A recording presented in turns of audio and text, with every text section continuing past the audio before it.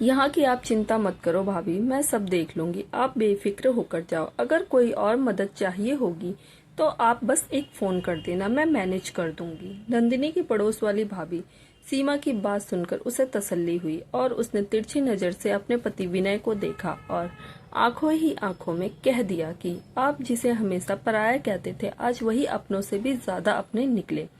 नंदिनी ने अपनी दोनों बेटियों को प्यार किया और सीमा को सुपुर्द करके अपने मायके चली गई।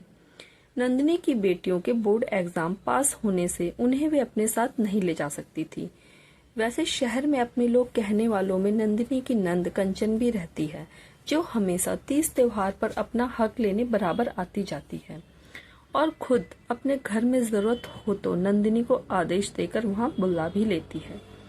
लेकिन आज जब नंदिनी ने अपनी बेटियों के साथ कुछ दिन रुकने के लिए बुलाया तो उसने साफ इनकार कर दिया कि उसकी सास ने मना किया है, क्योंकि उसकी नंद आ रही है और उसकी सासू जी को पसंद नहीं है कि भाभी के रहते हुए उनकी बेटी घर में काम करे।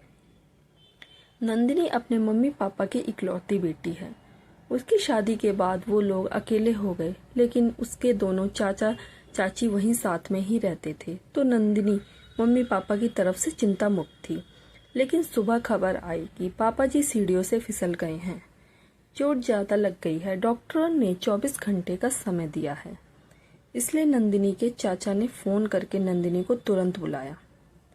नंदिनी की एक बेटी 10th में और दूसरी बेटी 12th में है, इसलिए वे चाहती है कि कंचन आकर कुछ दिन बेटियों के साथ रह जाए।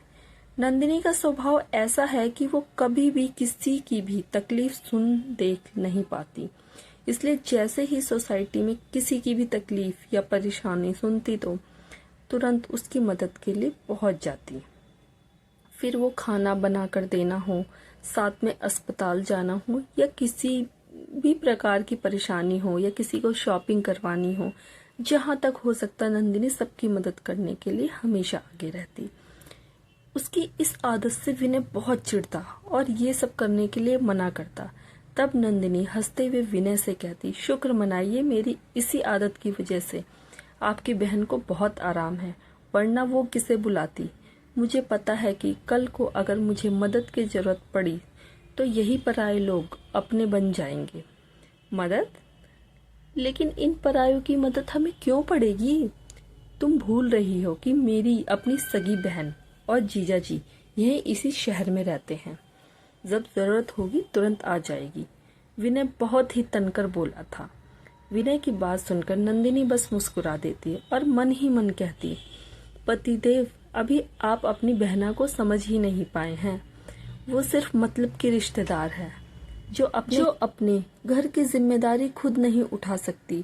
आए दिन मुझे बुलाती रहती है, वो आपकी मदद कभी नहीं करेगी। और आज विनय का सिर शर्म से झुका हुआ था। उसने जब बेटियों को संभालने के लिए कहा तो अपना ही रोना लेकर बैठ गई।